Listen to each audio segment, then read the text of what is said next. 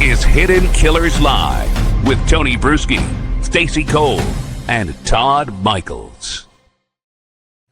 Where is Melody Buzzard? That is the question that authorities, family, anyone interested in this case are still asking. Ashlee Buzzard, now arrested. It's a case that really, when it comes down to it, when you really start to examine what's going on here, it's a mental health crisis. One with legs, one with a driver's license, one with agency to move and to explore the crisis as if it were reality. That's what we're going to be exploring here. Shavaun Scott, psychotherapist and author, joining us to break down this case. I'm trying to grab your book over here so I can hold it up. Here we go. Your memoir, Nightbird, out right now, and also The Minds of Mass Killers, available wherever books are sold. Shavaun, let's start here. This didn't start the day Melody went missing. Family had sounded alarms for years, reports that she hadn't been seen by some relatives for a very long time, questions about schooling, paperwork, the home, the living conditions described as squalor. And then there's wigs, there's a road trip, there's a swapped license plate, and finally no child on the return trip. When you add all of this up, this looks like a very long runway to crisis that everyone could see and no one could stop. I want to start there about all of this, where people could see it, the family could see it, others could see it, but the way our system works allowed her to just kind of keep tooling along the world with being the caregiver of her daughter, Melody. How is this how it works? We have the most dysfunctional system when it comes to keeping kids safe. And how I would frame this, it's like there wasn't any one single big red flag, but there were yellow flags, one after another, after another, after another, that went on for years. And unfortunately, in the current legal situation with the courts and the Department of Child and Family Services in most places, it has to rise to such a level of risk. I mean, basically, you can say there has to be blood on the floor before legal action can be taken. And we need to do it differently, although that's very hard to do because there are very strong forces that are highly political that stress parental rights and will fight these attempts to redo the system. I mean, there are political forces that say we need to do away with child protection agencies and that parent rights trump all. But I don't think, as you said, there was any question here that there was a mental health condition going on. I did see one of the interviews, which certainly would fit, is that the mother, Ashlee, had been diagnosed with bipolar disorder, had a prior psychiatric hospitalization.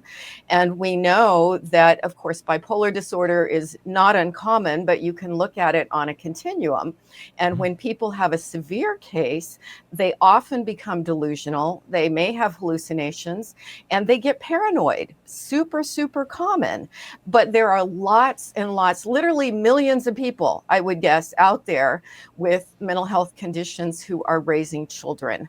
And it's horrifying to see.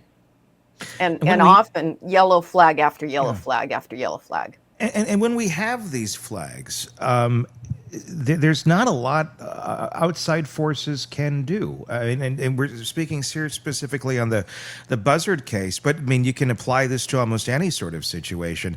If you have a son, a daughter, a brother, whoever, someone in your life that you care about, whether it's blood or not, you're someone who gives a damn about their well-being, and you see that there is something that is taking over them, that there is a mental health condition that is spiraling and they need help.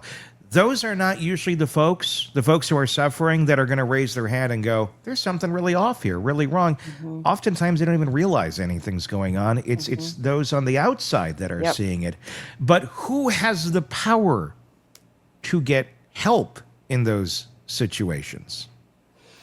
Well, what I would suggest to families where they have doubts about somebody's stability and ability to care for their child is make report after report after report, keep notes, document if you get weird messages or strange voicemails, document, document, document, keep dates, stick to the facts, and keep reporting over and over and over, because sometimes you don't see action with the first or the second report, but if there's a consistent pattern, and the more people who report, the better. um, you may start to see that there are visits out to the home. And again, that's no promise that anything is going to change quickly, but sometimes that's all you can do, is just keep rattling the cage. You can report to police, you can report to the child protection agency, but you just have to keep doing it. So, Shavaun, where's this line between somebody is troubled, like they are starting to spiral, and where is dangerous? Where does that line get crossed that, holy crap, we need to do something, this child is in danger? Or mom or dad, they're suffering from a mental illness and they're just having a rough go of it, because Yeah. the state of the world is such that you're going to have some difficult days. That's just how it goes. But when do they cross over to, we need to do something now? A huge gray area there, right? And I think legally, I don't agree with this, but I think legally the risk has to be current, demonstrable, and basically the child is neglected, abused, or not having their basic needs for food and shelter met. And it has to be so extreme that the child is at imminent risk. And how is that going to be determined? I've seen families in the community mental health system where the parents were homeless, living in a tent, and reports had been made that the child was not sufficiently sheltered, but when it was investigated, it didn't meet the bar for any kind of immediate action. And then even if it does get to a judge, the priority of the court pretty uniformly is to come up with a reunification plan or a safety plan in order to keep the family together. And keeping the family together seems to be a higher priority than keeping children safe and in a home where they're well cared for. So it's a huge gray area, and yeah, courts can't remove kids due to a parental eccentric behaviors or even hallucinations, as long as the kids are fed, sheltered, and their very basic needs are met. Nothing changes. And that's where I think we just have to keep speaking out about it, and relatives who are seeing these things, they just have to keep calling. Who's making the judgment call on whether this is a safe place for the kids, and what sort of qualifications do they have to be making these judgment calls? Because we see this far too often where, well, someone did visit and they thought, well, this is still satisfactory enough to keep the kids there. Yeah, I've never been a child welfare employee or a social worker in that capacity, but I think they have a checklist and a scoring system. And this has ultimately been something that's put together by states and local counties. And so you find it can be somewhat different in every locale, which again is a problem. You don't have consistency from one community to another. And so a parent that may be flagged in one county can move across, move literally across the street and now be under the radar again in a different location. But ultimately, if a case gets in front of a judge, it would be the judge's call. And judges typically will go for a family safety plan or reunification plan, and the Department of Children's Services is in charge of coming up with that plan. So it's all done according to a checklist, and it may be everything that the social workers would like to see something change and want to see something happen. And as I've mentioned before, I have had a lot of those folks come to therapy in distress over their inability to see movement, in the court system. Wow. Ultimately, you hope that someone who is in that position as a CPS worker, or whatever capacity, whatever title it may be in whatever state, that the interest is that of the welfare of the children. Yeah. But on a complete professional level, let's take emotion out of it. Let's take the welfare of the children out of it for a moment, to better understand what is the motivating factor here. What's going on when they have a caseload that's far larger than they're ever going to be able to tackle because there's not enough of them and they're understaffed and they're underpaid. And in no way am I trying to say anything bad about the people who are working in this industry, in this world, in this area, with good intentions, that are doing their job and doing the best they can. They are saints, and they all get burned out at some point, and rightfully so. But let's just for a moment look at the kind of the structure of all of this. How does this work? Is there a reason? Is there incentive? Is there a reason why one would want to, like, let's mark this off as okay and move on to our next one? Because of time constraints, because of staffing constraints, because of this or that, the ability to pay enough attention where they want to, where they should be, where they can or can't. What are some of these other factors that are playing in here relative to the job requirements and what they need to do to basically get their job done and check the box at the end of the day to keep collecting a paycheck?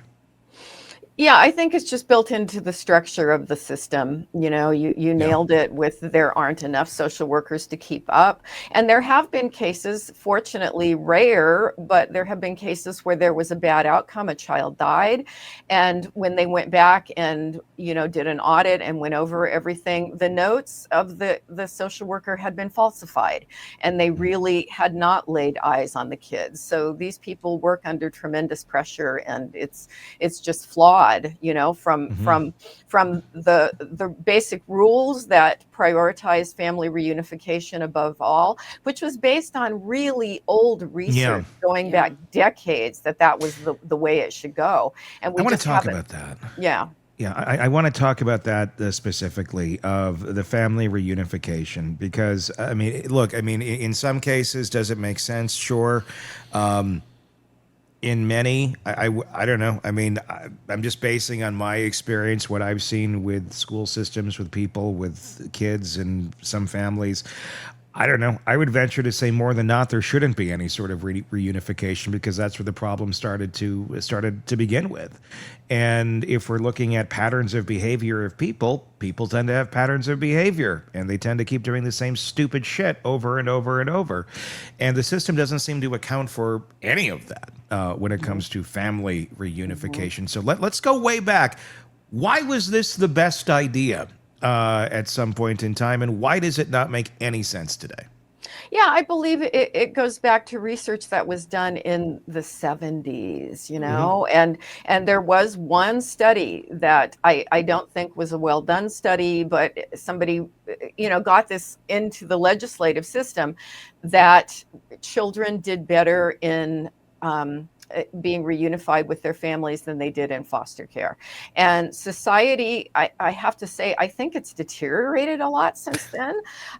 We've got way more people with drug problems that have left them impaired. That is just a huge problem.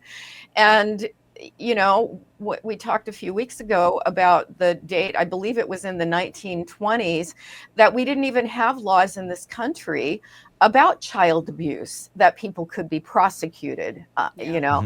And so the very first case that was prosecuted was in New York, a child abuse case, and they had to prosecute it under a cruelty to animals law, because we didn't have any laws about cruelty to children being a crime. So we're way out of reality here with, you know, even having judges that have adequate training in child development and what kids need and the impact of bouncing around. There are laws now that kids, if they've been in foster care for X number of years, I don't remember how long it is, 2 or 3 years or something like that, that they do need to look at terminating parental rights. But that's fairly new. And, you know, so that is a change, but we need to do a lot more. And yeah, you're right. It's like, as I say, yellow flag after yellow flag after yellow flag. There's a pattern here. And, you know, some of the things we can do are get teams where you have, not just reports to law enforcement, but where you team clinicians, mental health clinicians with law enforcement that go out into the home when there have been reports, and you spend time doing an evaluation. And that's not something that's done now. It typically is a quick checklist, or they go out, the parents don't answer the door, and so it gets delayed, and it can take ages to even get anybody out there to visit.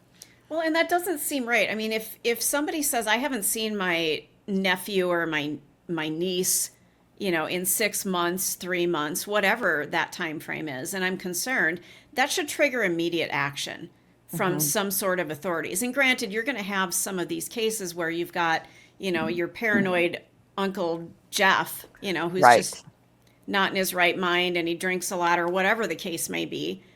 But it would be concerning if this child weren't in school, if homeschooling isn't showing any accountability for this child. There are lots of things that start stacking, and we need to do something and see, where is this child? Produce this child. I don't understand why we don't have immediate action when the data stacks up as it does. It just doesn't make any sense. Yeah, you're right. I agree with you completely.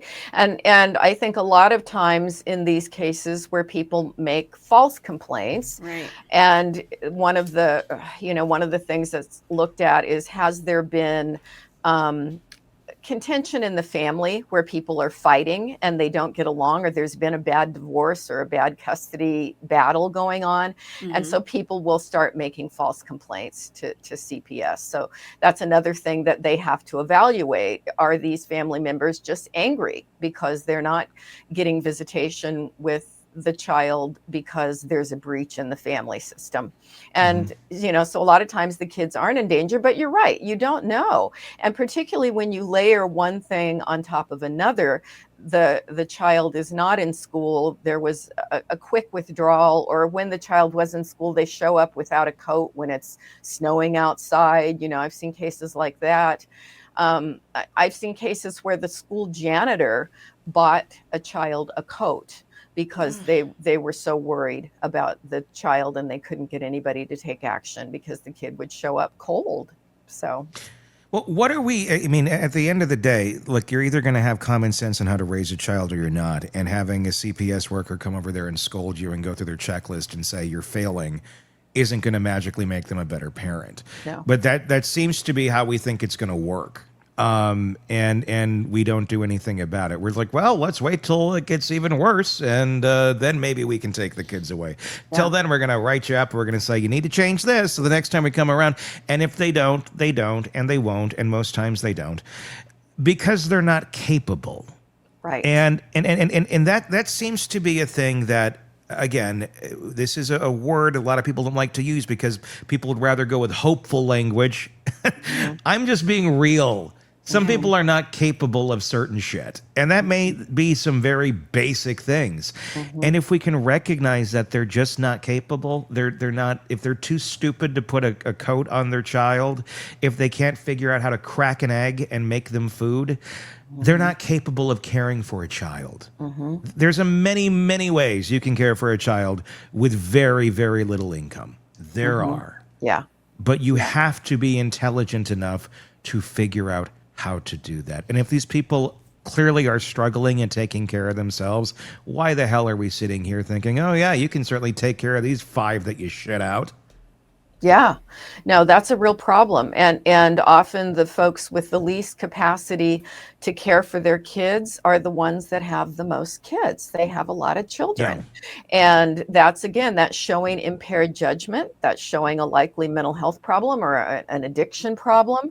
And sending them to 6 sessions of a parenting class it's not going to change that they, as you say, they don't have the capacity. Again, though, Boy, I'm playing devil's advocate here because I sit here as somebody who chose not to have children, intentionally did not want to have children. But aren't we taking away people's ability to, I hate saying it, but isn't it their right to have children if they want to? I mean. No. Okay, well, but how do you stop them? Not if you can't care for the kid, no. But how do you know if you can't care for them? they're struggling, if they're barely able to eat, they're not getting nutrition, they're not being cared for by societal standards. It's not your right just to keep. It's like having a prisoner at that point. But the way our system works, it does tend to work more like, yes, this is your right. Yeah. Well, and that's kind of what I'm getting at. Believe me, I feel like we should limit who can have kids. Oh, I really agree. do. Yeah. But, I'm sitting back going, well, I'm sure there's somebody out there saying, well, wait a minute, you can't take away people's rights to have children if they want it. You can't do that, but you can take away the children if you're not going to take care of them. The same way they can take away a pet. Yeah. So. Yeah, but we live in a country based upon the rights of the individual. And that seems to be, when the legal system, when laws are created, the rights of the individual come first in everything. It's just like people have the right to be mentally ill on the street and eat out. I was told that in one of the agencies when I was trying to do a adult protective services report because a guy who was severely mentally ill was eating out of trash cans. Okay. Garbage dumps outside of restaurants. And it was just horrifying to me. And I said, can't he be taken in for a 5150? It was the law in California where you're placed on a 72-hour hold, evaluated, try to get him into treatment. We live in a country where I was told by a county attorney, the law says we live in a country where you are free to be crazy on the street and eat out of garbage cans if that's your choice. And, if that were my relative, I would want to be rescuing them from that. And we do these things that we think are all about individual rights, but there's a lack of compassion. And it doesn't sound very wise. So, I vote for Tony for president. Rights aren't rights when they're hurting people. That's not a right. That no longer is a right. And that's the insane part of all of this. Well, answer me this. I want to ask about the parenting classes where, okay, we're going to send you to the parenting class. Tell me, honestly, in your experience, how often do folks go to these parenting classes and come out different people? Yeah, they don't come out different people. They don't. They get a certificate. They get a certificate to put on their dirty refrigerator. Yeah, and they may learn the jargon that they're supposed to say. I would support my child's self-esteem. What does that mean? How do you do that? And I've asked parents those questions after parenting classes. And when you explore a little deeper, how does this actually change how they behave with their kid? It doesn't. No. And they don't have a clue. But it's sort of like sending, domestic violence offenders who are chronically violent with women they're involved in and sending them to anger management. It's like, same frustration. There's so much wrong. Yeah. We do these things because it makes us feel better. Because it makes... We're checking a box. Exactly. Yeah. It's checking the box. We're saying we did everything we could by saying, go into this box over here and come out a different person. Yeah. Shake the box up. Still actually more damage. They just have more skills on how to work the system at the end of the day.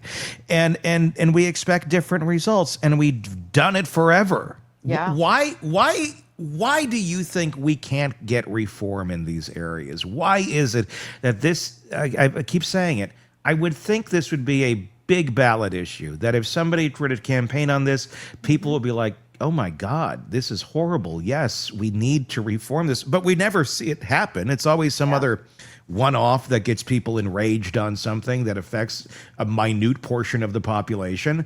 This is big. This is tons and tons. This is the future generations here and a huge chunk of it. And we're just like, good luck. Why, in your opinion, do you think it is that we never see any sort of reforms on this come to light and it just kind of sits status quo? I think there's just a huge social denial. People don't like to think about it. They skip over the awful stories in the news. It's like, oh, that's negative. I don't want to think about it. And they go into this magical thinking where they actually believe that the system works because it's too uncomfortable to look at the truth. And I think we do a better job. As you know, I'm on Facebook, social media. I'm involved because I care about animals too. And there is so much attention on social media about loving animals, which that's why I'm in the groups, because I believe in that. But that's a more comfortable topic, taking care of our pets and taking care of the abandoned animals or the abused animals. People get really fired up about that. But there's this denial about the situation of many kids in our society. And I think on, what do people talk about on most YouTube channels? They're not talking about cruelty to kids that often. They're talking about other things. And I appreciate so much that this is an area of passion for you, and that you're willing to go there and spend some time digging in. Well, and the reality is the infrastructures, the YouTubes and things out there, they shut these sort of conversations down because they're icky, because they're uncomfortable, because they make people feel triggered. Yeah. Be triggered. Yeah. There's a reason you're triggered, because there's a problem, and pretending it doesn't exist or throttling the topic doesn't help anyone. Yeah. But that's, that's how it works. Would it be better if we found some sort of pill to give children that makes them extremely furry and hairy, so they started resembling small wolves rather than children? Would people start giving a shit maybe a little bit more? Probably. It's easier. It's easier to care about animals. But if we're going to talk, magic solutions, let's go with people can only earn their sexual organs after they've demonstrated a certain capacity for good judgment. And so you're just preventing procreation, when folks do not have a certain standard of, I have the capacity to care for a life I may be creating here. Can I jump in and be really controversial for just a second? You did the wolf pill thing as a child, didn't you? No, I did not. But let's think this through, and I'm going to upset somebody out there. That's fine. But you have to take driving lessons. You have to take a test to get your driver's license. What if we are all infertile until we've passed our parenting test? Yeah. How are you going to do that? I don't freaking know. I don't know. I'm just I have no idea. Well, Mormons have magic underwear. I mean, that's worked so well. Are they that wrong at this point? I mean, well, it hasn't worked. They just tend to reproduce a lot of them. And then a few of them end up going off and making other versions of their religion. They all go, that's not like us. Not at giving all. Us material. Yeah, I know. I think it's kind of interesting. We're talking about the animal kingdom and things like that. In the animal kingdom, if there are animals that are bad parents and they're not taking care of their young, other members of that species will step in and be the parents. Will. And it would be nice if we could somehow get to that point as human beings where those of us in the peripheral of what's going on could step in and say, hey, something's not right here, and be listened to just once. Thank you, Todd. And I think that's a big point, and a big problem in this, because I think there are a lot of people who do want to step in, but they can't. Want more on this case and others? Then press subscribe now and don't miss a moment of true crime coverage from Tony Brueski and the Hidden Killers podcast.